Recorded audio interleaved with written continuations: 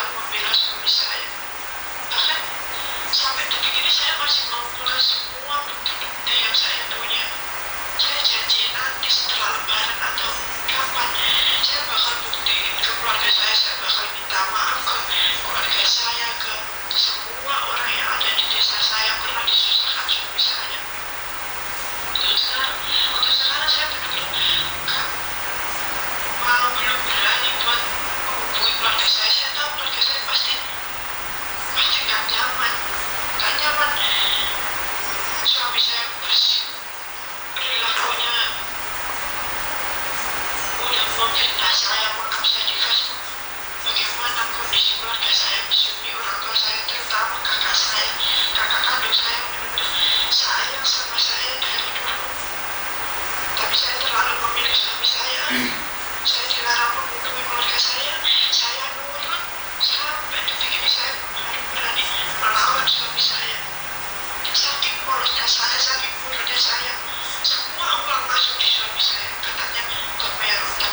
Tapi kenapa sampai detik ini utang di desa, utang di rumah itu gak pernah habis. Saya gak pernah minta bukti apapun itu. Saya juga tidak pernah mencurigai suami saya. Ngapain jam segini, ngapain. Saya gak pernah punya pikiran kayak gitu. Tapi dia sampai detik ini, selama saya kerja di Hongkong, sampai detik ini gak pernah menghargai perjuangan saya. Kok kamu kuat, Eva? Gak pernah. Kok kuat kamu kuat? Gak pernah menyadari kalau selama ini yang kasih uang, yang kirim uang itu saya, dia gak pernah menyadari sama sekali, gak pernah. Makanya kenapa saya kemarin diam, saya pengen tahu seberapa dia memfitnah saya, seberapa dia benar-benar menganggap saya itu seperti sampah. Katanya anjing itu jauh lebih mulia daripada saya. Setiap kali dia bilang kayak gitu, misalnya. Jadi dia bilang bahwa kamu itu anjing itu lebih berharga daripada kamu. Ada satu screenshot dia, cuma satu doang kesimpan di Google itu. Saya juga gak punya pikiran, waktu itu saya simpan, saya gak punya pikiran. Saya kemarin keburu-buru riset HP karena dia terus mencari lokasi saya di Juni. Yang saya inginkan itu cuma satu, saya ingin fokus kerja, biarkan saya fokus, benar-benar fokus kerja, uangnya juga buat keluarga saya, bukan buat saya. Tapi Dok, kok dia kayak main judi slot itu benar gak sih, Dok? Dari dulu memang seperti itu, Miss Yuni. Cuma saya dimain. Kenapa saya di desa terlalu diam? Karena saya gak mau keluarga saya tahu keburukan suami saya gak mau bertengkar dilihat orang tua saya gak mau tetangga saya tahu bicara yang tentang suami saya gak mau. Saya berusaha menutupi semuanya, menutup rapat keburukan suami saya. Dan sekarang keburukan suami saya, dia sendiri yang membongkarnya, dia sendiri, sikap dia, perilaku dia, sampai satu desa tahu. Taunya dari mana, Dok? Kelakuannya dia. Taunya dari mana, Dok? Karena sebenarnya dia itu di desa sudah terkenal memang jelek, Misioni. Berhubung saya sekarang sudah kerja di luar negeri, gak ada tameng buat dia, Misioni. Selama saya di rumah masih ada saya, semua orang lihat saya, bukan lihat suami saya. Saya sudah bilang, kalau mau rumah tangga tinggal di desa, tolong dijaga sikap sifatnya, tolong dijaga cara bicara, tolong dijaga. 1 tahun yang apa setelah itu dia mulai perilaku jahat yang di Surabaya itu dibawa ke desa Misuni. Saya berusaha menutupi semuanya. Orang-orang cuma lihat saya Misuni, begitu saya kerja, semuanya tahu bagaimana perilaku suami saya, semuanya tahu. Saya yang di luar negeri gak tahu apa yang dia lakukan, saya gak tahu. Bahkan dia sering bertengkar dengan keluarga saya, sangat sering Misuni. Makanya sama saya pun di komen itu nantang terus loh. Di komen itu nantang terus. Itu Misuni. Yang aku itu memang suami saya, seolah-olah yang aku itu orang lain buat melindungi suami saya. Saya tahu, saya paham bagaimana suami saya paham semuanya Misuni.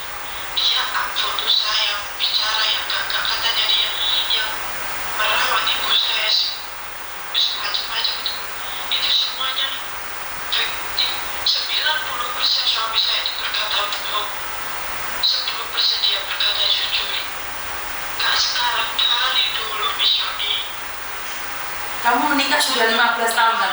Saya terlalu boros. Kenapa? Kamu sudah menikah 15 tahun? Saya menikah 5 tahun. 2018 akhir saya menikah, Miss Yuni. Lah kok katanya 15 tahun? Saya pacaran itu lama karena keluarga saya memang tidak merestui, tapi suami saya terus mencari saya terus bagaimana supaya saya bisa menikah sama dia. Dari awal keluarga saya memang tidak setuju di sini karena memang dia nggak baik buat saya. Cuma saya mikirnya mungkin saya bisa memperbaiki. Saya berusaha menunjukkan ke keluarga saya, tapi ternyata sama sekali nggak. Keluarga saya satu desa, satu tempat tinggal saya di sana itu satu desa, semuanya tahu perilaku buruk suami saya. Tahu nggak dok, tetanggamu ada yang telepon ke saya juga. Hampir ada orang yang tertipu sama seperti itu. Dia minta uang gitu, bener nggak? Kamu tahu nggak? Suami saya. Suami saya memang seperti itu, Mas Yudi. Teman saya sendiri itu ditipu hampir 12 juta. Saya bertanggung jawab. Maksudnya ditipu 12 juta itu piye dok? Bojomu menipu temanmu sendiri 12 juta itu piye? Teman saya minta tolong buat, terus sebentar saya lupa. Teman saya butuh uang. Suami saya itu mau menolong tapi harus ada admin seperti itu. Kalau nggak salah dulu minta admin 10 juta ditambah 2 juta lagi. Terus? Ada 12 jutaan. Nah itu katanya bisa cair sampai berapa bulan nggak ada uangnya. Setelah itu suami saya memanggil teman saya, katanya saya berteman dengan teman saya itu saya jadi nakal, jadi seperti ini. Suami saya malah memanggil teman saya sendiri, misalnya. Karena teman saya nggak terima, dia mau mengulang semua bukti transfer itu mau dikirimkan ke saya. Dia membela saya. Suami saya bilang saya nggak pernah transfer kan, misalnya. Dari situ teman-teman saya semuanya nggak terima. Teman-teman saya selama masih ada bukti transfer mau dikirim ke saya. Sampai sekarang saya masih mengumpulkan semua bukti-bukti saksi kalau memang saya di sini tuh bekerja. Saya tidak selingkuh. Saya masih mengumpulkan semua bukti-buktinya, Miss Yuni. Dari rekamannya Miss Yuni kan sudah terbukti dong dok, itu sudah terbukti bahwa kamu punya anak meninggal, kamu nggak peduli, terus sampai anakmu panas, sakit, terus anakmu yang dua di luar nikah itu sekarang posisi di Surabaya, itu sudah cukup bukti kan dok? Benar nggak? Setiap anak saya panas, anak saya itu bilang apa-apa, dia langsung telepon saya minta uang, padahal saya kirim uang itu juga nggak pernah telat pun berapa hari saya sampai cari-cari ke Yuni. Cuma buat suami saya. Oh, nah sampai sekarang kamu kirim atau enggak dok? Hidupin anak satu nggak bisa, sampai anak saya nggak sekolah sekarang. Udah berapa bulan nggak sekolah, nggak bisa sekolah, nggak mampu sekolah. Suami saya diam saja. Suami saya nggak pernah bekerja. Saya sudah bilang kalau nggak berasa di Surabaya, jenengan pulang ke Surabaya, jenengan kerja di sana. Saya sudah bilang kayak gitu, Miss Yuni. Dia nggak mau. Dia di Ponorogo itu sudah namanya itu udah benar-benar jelek, Miss Yuni. Karena memang dari cara bicara dia, Miss Yuni. Iya tapi arogan banget loh dok. Setelah saya nggak ngangkat teleponnya itu saya blok kan. Dia telepon saya itu sampai ratusan kali loh. SMS. Sampai saya pakai nomor ganti-ganti nomornya 7 atau 8 itu sampai 700 kali, Miss Yuni, ke kakak saya. Ke kakak saya itu 200 kali ada, sampai meneror semuanya. Semua buktinya sama kakak saya di screenshot, disimpan sampai detik ini masih disimpan. Iya loh dok, aku aja nggak kenal ya. Dia telepon saya itu pakai nomor banyak sekali. Kenapa ngeblok nomor saya? Saya nggak pedulikan, tetap saya blok nomornya semuanya. Dia di Facebook, di YouTube itu komennya enggak. Saya cuma mikir, ya Tuhan, ini seandainya saya adalah Eva, saya bisa gila ini. Kok nongso sih Dok, aku Dok lihat kamu malah seperti itu. Saya nggak pernah cerita ke siapapun, termasuk ke kakak saya sendiri, kakak kandung saya perempuan juga kerja di luar negeri. Saya sama sekali nggak pernah cerita apapun. Semua saya pendam sendiri. Sejak saya bekerja di Hong Kong, saya punya tekanan sama majikan saya bekerja kayak gini. Semua saya pendam sendiri. Miss Yuni, kelakuan suami saya, bahkan suami saya sampai nyuruh saya lompat dari jendela. Aduh. Saya mati, saya cuma diem, cuma denger. Saya nggak bisa apa-apa, Miss Yuni. Aduh. Itu nggak seberapa, Miss Yuni. Waduh, kamu ngomong itu nggak seberapa kan Dok? Kayak gitu nggak seberapa begitu Dok? Itu ucapan kayak gitu nggak seberapa, itu udah makanan saya sehari-hari, Miss Yuni. Makanya saya benar-benar dari awal saya nggak pernah menyakiti suami saya, karena memang suami saya mikirnya saya kerja di Hong Kong, dia dapat transferan, mungkin dia berpikirnya nggak perlu dia bekerja, dia terlalu ngandelin saya karena saya terlalu nurut.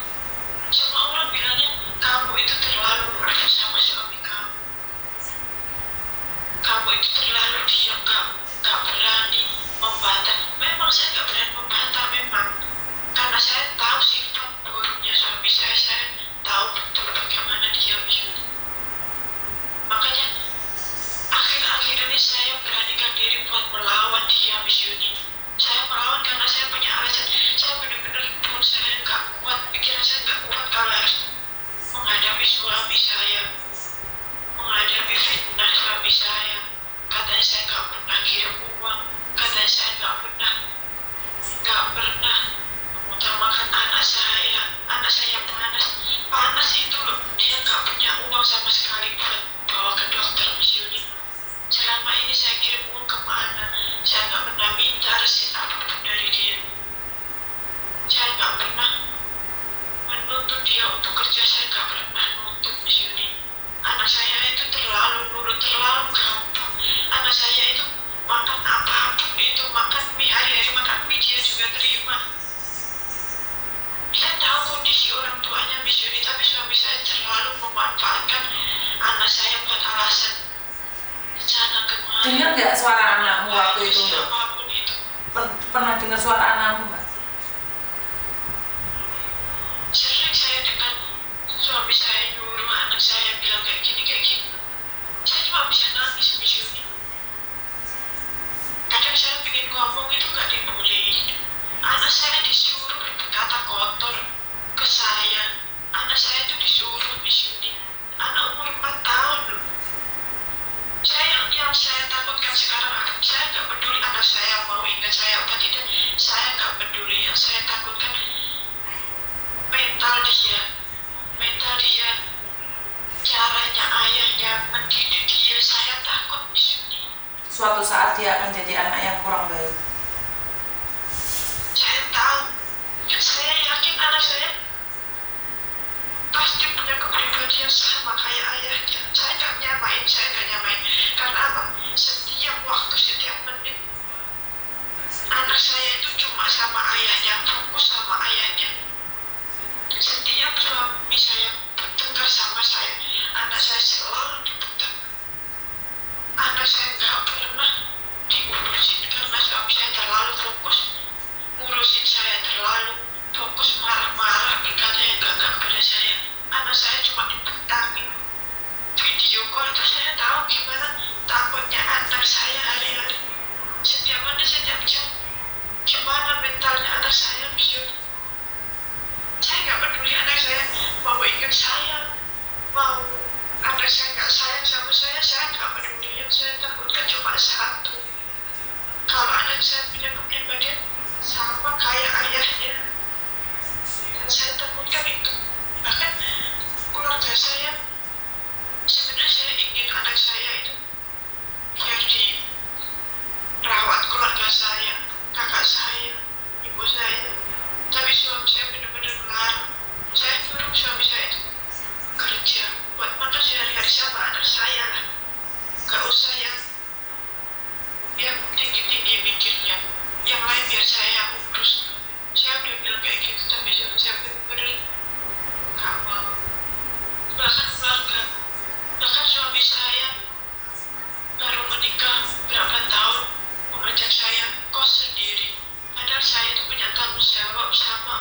saya, ibu saya.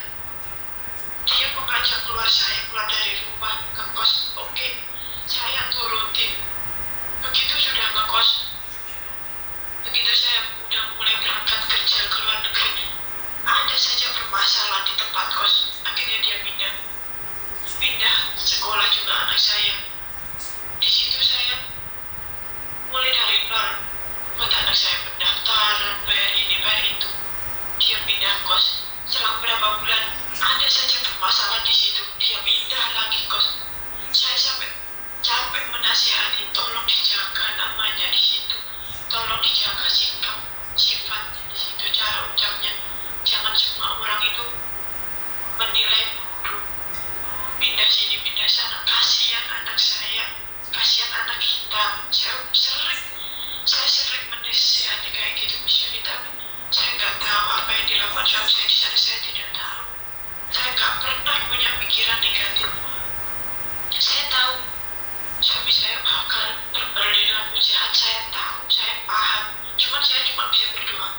Karena saya juga fokus bekerja di sini. Saya harus fokus. Jangan sampai permasalahan saya di rumah campur aduk sama yang di sini. Saya nggak kuat. Otak saya nggak kuat di sini. Belum menghadapi tekanan dari suami saya. Belum minta kiriman uang. Saya nggak kuat. Saya masih diberi nafas sampai detik ini. Saya masih bersyukur di sini. Saya menghadapi tekanan suami saya itu. Ini nggak seberapa di sini. Saya nggak boleh tidur sampai pagi. Harus standby sama HP. Suruh dengerin dia ngomel-ngomel, marah-marah nggak jelas, ngomong yang gak. Setiap hari itu. Aku nggak bisa ngomong. Bagaimana tekananmu siang kamu menghadapi majikan dan malam menghadapi suamimu yang minta ditemani. Tadi kan saya tanya sama kamu, temenin gimana? Ditemenin gimana? Ditemenin itu bukannya kita ngobrol sharing atau apa kan?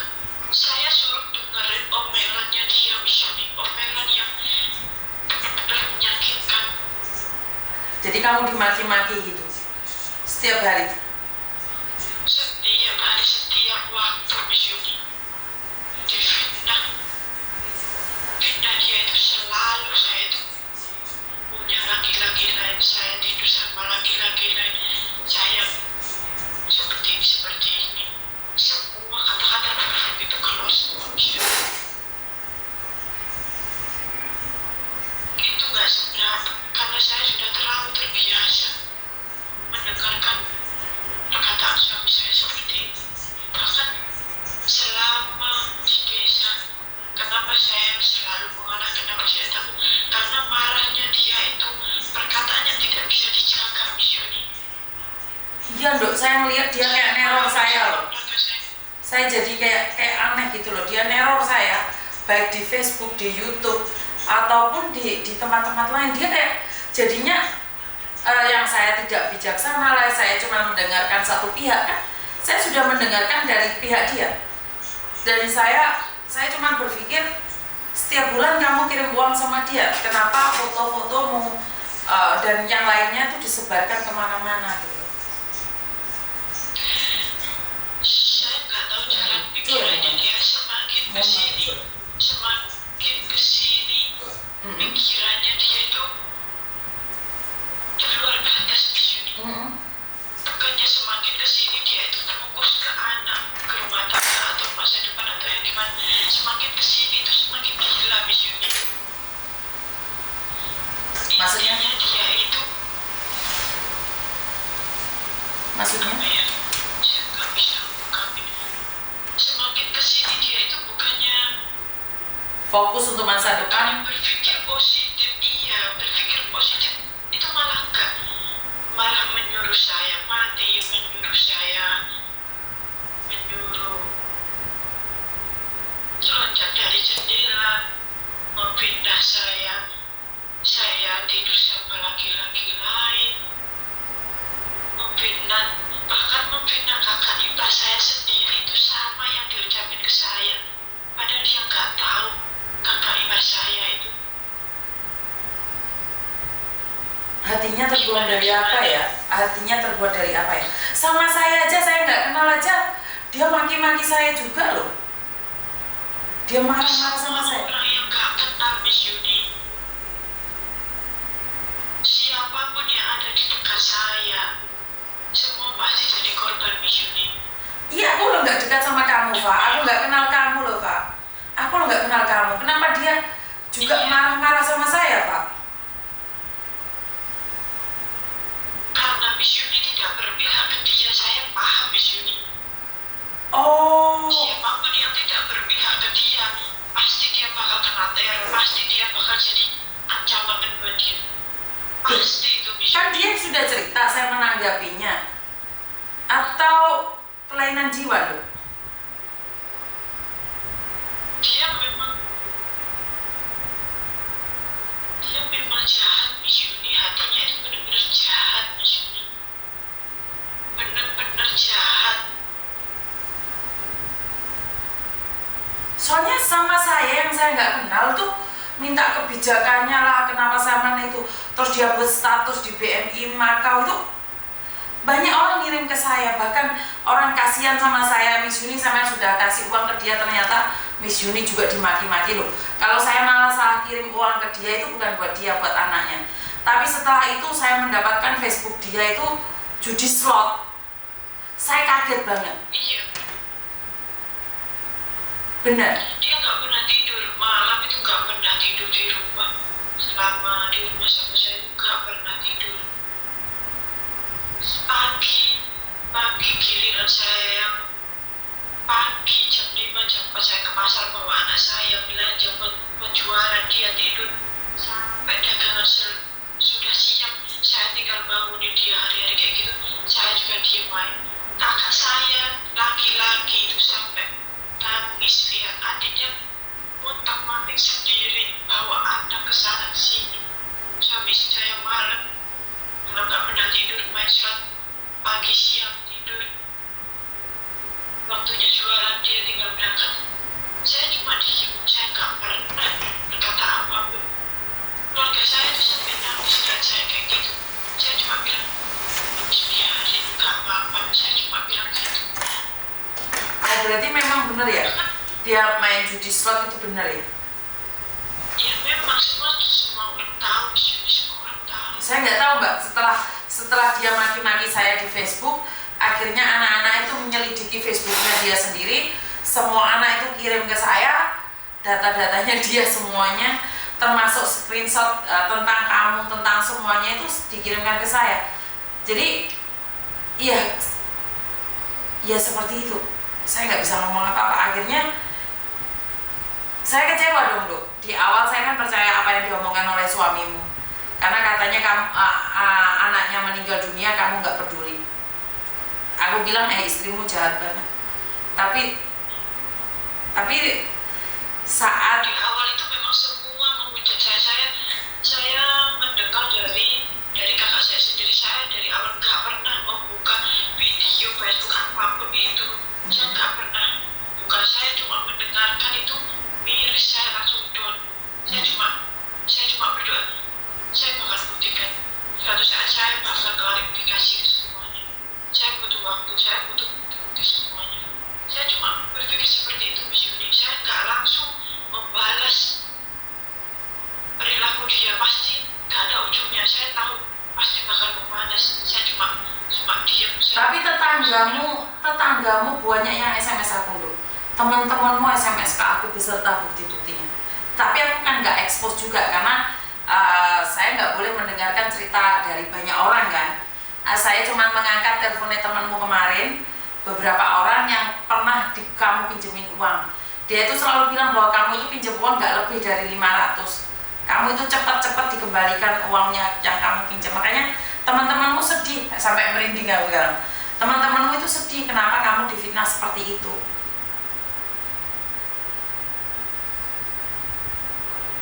Karena intinya suami saya itu, karena posisi jauh, dia mintanya transferan rutin, dia mintanya uang gak pernah telat, dia mintanya saya gak boleh ngapa-ngapain, saya gak boleh berteman dengan siapapun.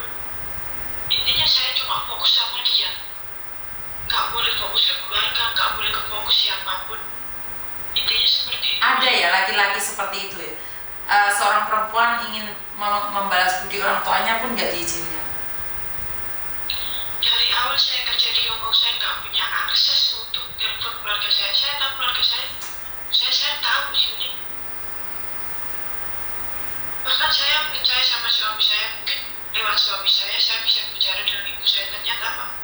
Enggak, saya terlalu banyak alasan, nggak bisa ke sana lah, nggak bisa inilah, nggak ada waktu lah.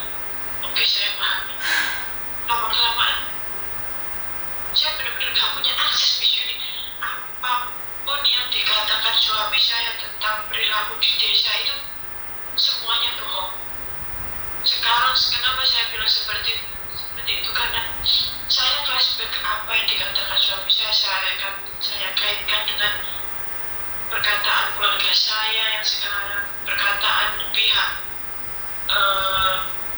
perangkat desa saya kaitkan ke orang lain. Itu berkaitan. Apa yang dikatakan suami saya itu semuanya bohong. Dia punya nomor lain, ngaku itu sebagai polisi, dia minta uang ke saya, padahal itu suami saya sendiri. Saya tahu sebenarnya, cuma saya pura-pura gak tahu. Ada nomor lagi WA saya, katanya anak saya makannya di tempat dia, punya utang di situ, nanti suruh bayar ke dia. Padahal itu kelakuan suami saya sendiri di sini. Kok miris banget sih? Bahkan dia bilang saya dicoret dari Kakak. desa saya. Kata suami saya bilang kayak gitu, saya dicoret dari desa, bukan dari kakak, dari desa saya. Saya sempat percaya, katanya saya disuruh keluar dari desa saya. Saya sempat percaya, pada akhirnya saya tahu sendiri itu bohong, itu cuma alasan suami saya. Jadi apapun yang dikatakan suami saya itu bohong semuanya, Miss Yuni. Selama ini saya terlalu percaya, saya terlalu yakin dengan suami saya. Oke, Dok, aku lihat penderitaanmu sangat sakit. Kamu ditekan sebegitunya, dan kamu punya ujian di Hongkong, mendapatkan majikan yang kurang sukses karena 2 tahun tidak finish kontrak. Tapi kamu berada di satu tempat, saya nggak akan nyebutkan ya teman-teman, Eva ada di mana. Di situ kamu sudah enak, Dok, udah nikmatin aja, tubuh saya sampai merinding. Semoga apa yang kamu lakukan itu menjadikan yang terbaik.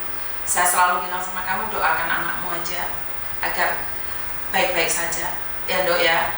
Jika kamu butuh bantuan dari Miss Yuni, dimanapun kamu berada, saya nggak menyebutkan kamu ada di mana. Semoga kamu kuat ya, Dok ya. Kamu boleh SMS Miss Yuni. Saya percaya sama teman-teman saya di Hongkong, itu saya anggap kakak saya semuanya. Mereka bilang saya pasti bakal nemuin pekerjaan yang jauh lebih baik, majikan yang jauh lebih baik. Memang nyata, benar-benar nyata, saya di sini punya keluarga di sini. Biarpun saya jauh dari keluarga saya di rumah, saya nggak punya akses buat telepon keluarga saya, tapi saya di sini punya gantinya, saya punya keluarga baru. Jangan disebutkan kamu ada di mana, Dok. Jangan disebutkan kamu ada di mana. Saya nggak nyebutin, saya nggak bakal nyebutin. Khusus buat Miss Yuni aja. Miss Yuni akan simpan rapat dan saya tidak akan menyebutkan kamu ada di mana. Walaupun saya tahu kamu ada di mana. Saya percaya sama Miss Yuni. Saya percaya. Makanya kenapa kemarin saya ingin bicara sama Miss Yuni. Karena sebenarnya permasalahan saya semuanya yang saya pendam itu sebenarnya saya nggak perlu cerita ke orang lain, Miss Yuni, karena itu masalah saya kan. Betul. Seperti itu kan. Betul. Karena ada yang memulai, karena itu suami saya sendiri, terpaksa saya harus mengeluarkan semuanya. Saya ngomong sama kamu banyak merindingnya, Pak Eva. Saya nggak bisa membayangkan kalau saya punya suami, saya sudah bekerja keras di siang hari dan malam saya harus teleponan dan dimaki-maki, bahkan saya disuruh mati, bahkan saya disuruh terjun, bahkan saya harus seperti ini, seperti itu. Apakah kalau saya mati dia akan dapatkan asuransi? Apakah dia tega melihat saya terkapar dan dia tersenyum? Saya sempat mau nurutin perkataan dia menyuruh saya keluar dari jendela. Saya sempat mau nurutin karena saya benar sudah nggak punya daya. Saya sudah nggak bisa apa-apa buat melawan dia. Saya sudah nggak bisa apa-apa. Ayo Yo, Jondo, Beno, wis do jan. Apa yang saya lakukan itu gak pernah ada nilainya, 1% pun gak ada. Gak pernah saya itu dihargai. Sebenarnya masalah seperti ini sudah makanan saya sehari-hari, Miss Yudi. Jadi kamu dihina, dimaki itu sudah biasa? Sudah biasa. Dari telepon saya diludahi itu saya udah biasa, Miss Yudi. Di telepon diludahi? Saya sudah terlalu biasa. Mungkin kalau keluarga saya tahu, keluarga saya pasti sakit hati, Miss Yudi. Oh iya dok. Saya tahu. Iya dok, kamu dari kecil. Dengarkan saya ngomong. Dari kecil. Dengarkan. Dari kecil kamu saya besarkan, setelah besar kamu dinikahin oleh orang. Setelah itu kamu diludahin, dimaki-maki, disuruh mati. Kalau aku ibumu nggak terima dok. Bener, mendingan kamu nggak nikah. Daripada kamu nikah, diludahin, dihina, dimaki-maki, disuruh mati. Enggak. Dari kecil kamu ditimang-timang sama keluargamu. Dari kecil kamu disusuin sama keluargamu. Dari kecil bapak ibumu kelakar-kelakar cari makanan buat kamu. Setelah besar kamu disia-siakan. Ya enggak kayak gitu. Pasti keluargamu nggak terima saya. Dan satu, saya nggak bisa ngomong apa-apa sama kamu Eva.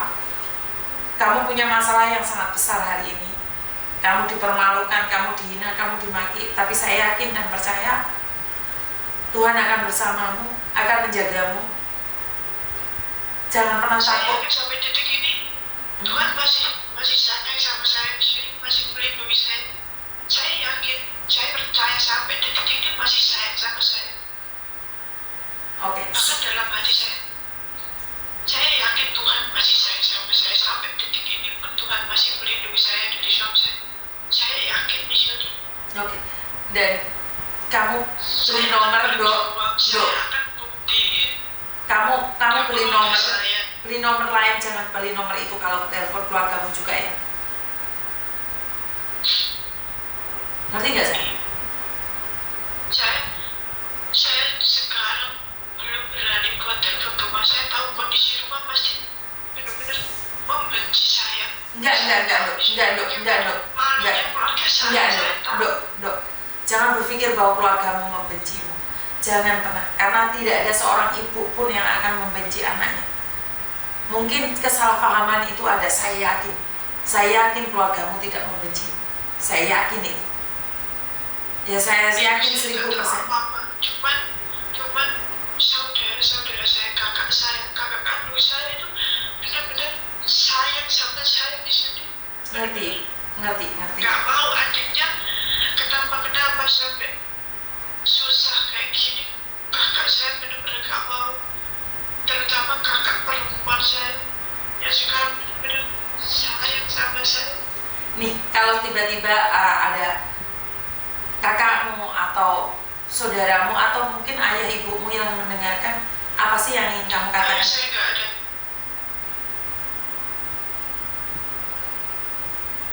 Siapa yang gak ada? Ayah.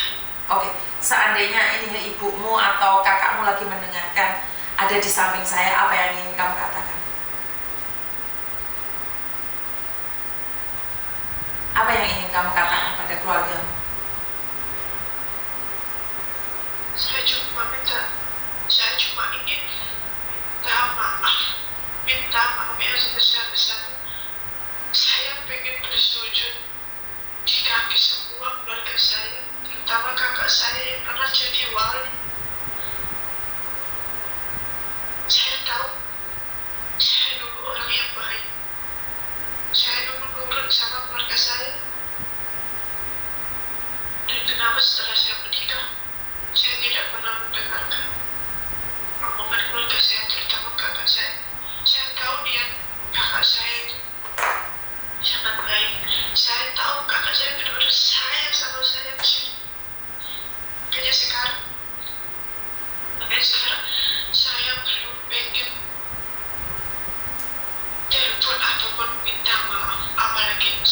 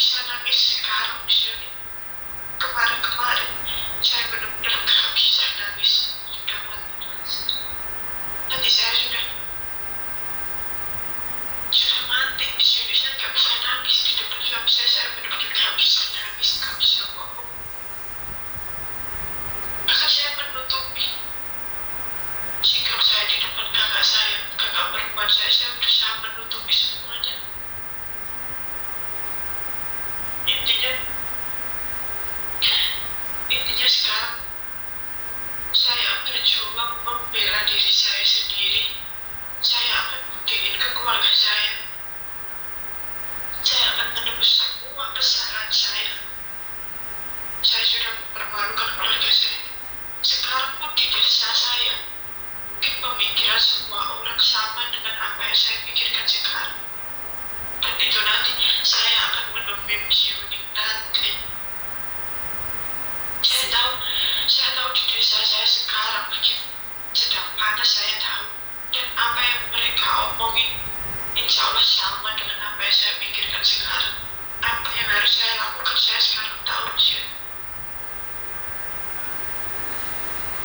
Tetap berjuang ya Eva, karena mungkin kalau saya ada di posisi kamu, ya kalau saya ada di posisi kamu belum tentu saya kuat juga. Jadi kalau saya ada di posisi kamu belum tentu saya mampu, belum tentu saya bisa, belum tentu saya nggak ngamuk, belum tentu saya nggak membalasnya di Facebook ataupun di YouTube. Jadi jujur, kamu terlalu kuat, kamu terlalu hebat, karena tekananmu yang begitu dahsyat membuat kamu sudah tidak bisa mengeluarkan air mata lagi. Jadi lukamu itu terlalu dalam sampai kamu tidak merasakan sakitnya. Benar nggak? Saya baru bisa nangis. Sekarang saya telepon sama misi itu, saya baru bisa nangis. Saya belajar dari suami saya belajar kuat dari sikap sifat dia, dari cara bicara dia ke saya, merubah saya menjadi kuat misi. Berusaha melawan dia. Saya berusaha berani melawan dia misi.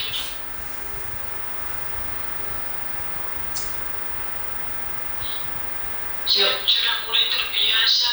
Saya sudah mulai terbiasa dengan luka, menahan semuanya, semuanya. Saya bakal membela diri saya sendiri. Saya bakal berjuang sendiri dengan cara saya, tanpa saya meminta perlindungan ke siapa. Tidak sama dengan suami saya meminta perlindungan ke satu kemarin. Saya akan berjuang sendiri. Saya akan buktikan ke semua orang, ke semua orang yang ada di desa saya yang sudah punya pemikiran yang buruk, terutama keluarga saya. Saya akan bukti. Saya akan berjuang mati-matian di sini. Saya akan bekerja keras. Saya akan fokus kerja. Gak ada yang lain. Urusan anak nanti. Saya cuma bisa berdoa. Saya cuma minta anak saya jadi pribadi yang jauh lebih baik. Gak seperti ayahnya. Biarpun anak saya lupa, biarpun anak saya sekarang berusaha dilupakan sama suami saya gak peduli. Saya sebenarnya dari kemarin permasalahan di Facebook itu, saya benar-benar kangen sama adik saya. Saya untuk apa berjuang sampai kapanpun, sampai tahun depan mungkin saya belum bisa bertemu anak saya, karena saya tahu yang saya hadapi suami saya bukan anak saya. Bahkan dia mengangkat semua identitas saya. Itu sebenarnya salah. Saya bisa saja menuntut, cuman sudahlah, biarkan saja. Sudahlah, saya cuma bisa bilang kayak gitu. Biarkan orang punya penilaian buruk terhadap saya, menghujat saya, apapun itu penilaian tentang saya bisa terima misi ini karena mereka tidak tahu saya. Mereka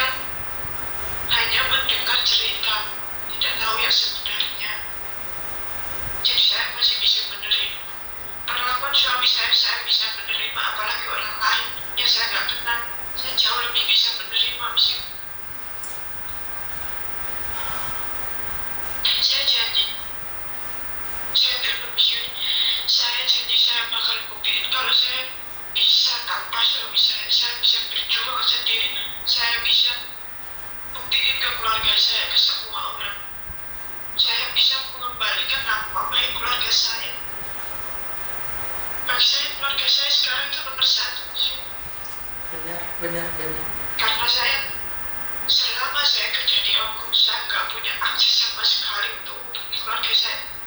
Bahkan saya kangen sama ibu saya kan, saya nggak bisa apa-apa.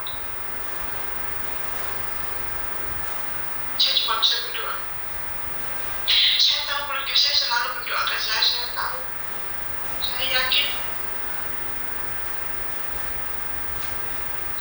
mereka Suramadu loh.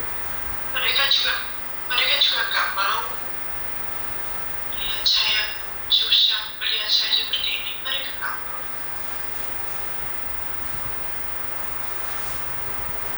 Oke, Dok, sebentar. Yang pikiran buat sembunyi-sembunyi cari nomor telepon keluarga saya, sembunyi-sembunyi telepon tanpa sepengetahuan dia. Tapi kamu punya nomor keluargamu nggak, Dok? Kamu punya nomor keluargamu nggak?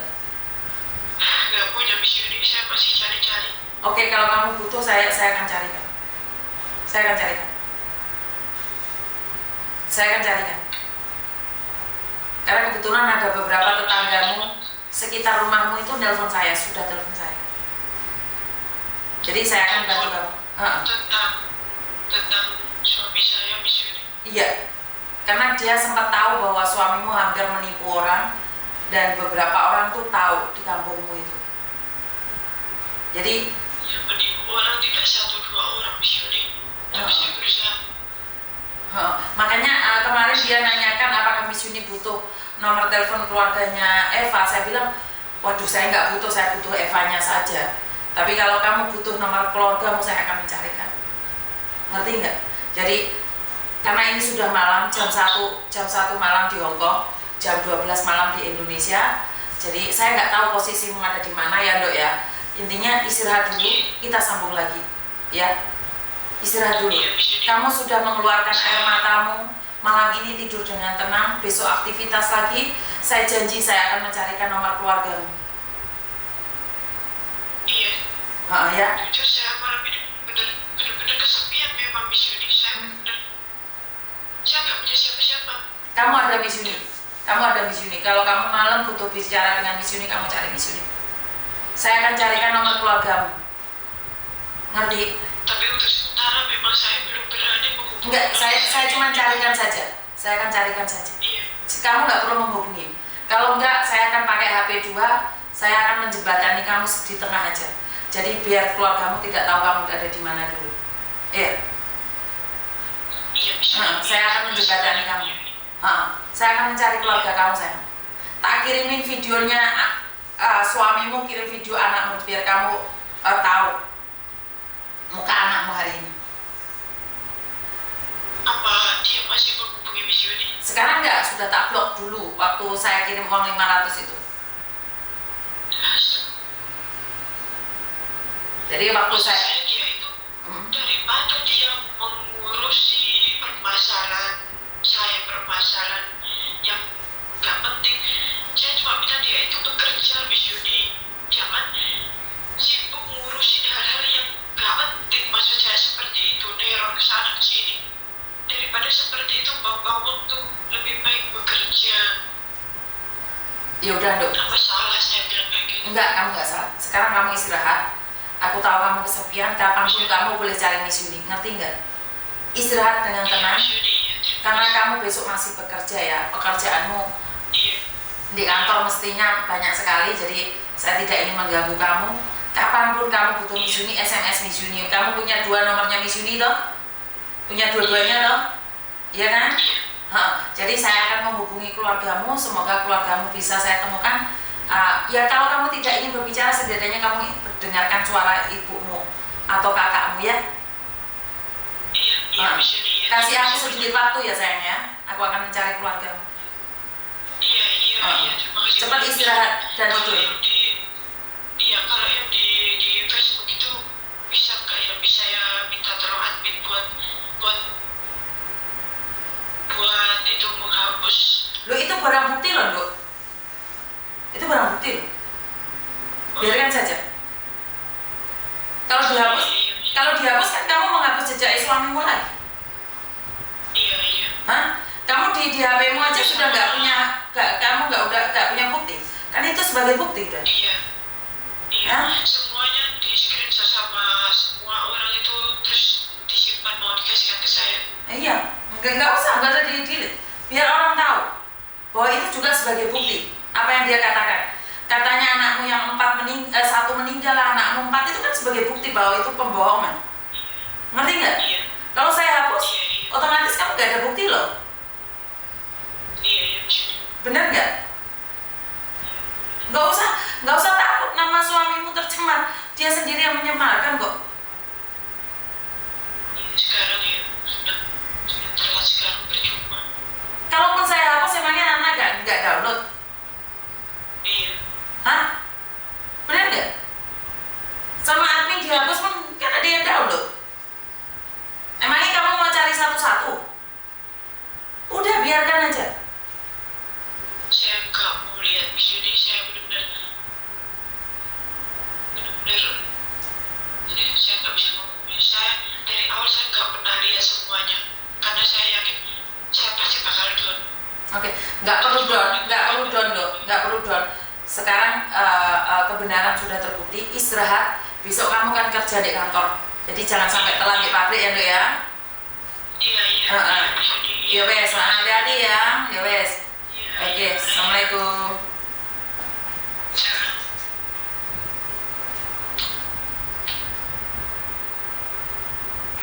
Oke, dari awal saya sudah tahu keberadaannya Eva di mana, tapi saya tidak akan membocorkan ke siapapun. Tetap semangat ya Eva, karena apa yang terjadi dengan kamu belum tentu saya sanggup menghadapinya.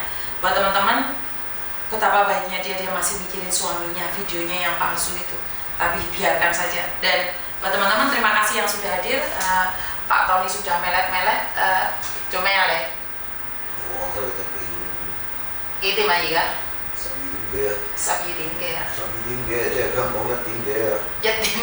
Oke, jadi terima kasih buat teman-teman. Kurang lebihnya saya minta maaf. Wassalamualaikum warahmatullahi wabarakatuh. Berkat Tuhan mengalir atas hidup kita semua. Semoga semua makhluk hidup bahagia dan terima kasih.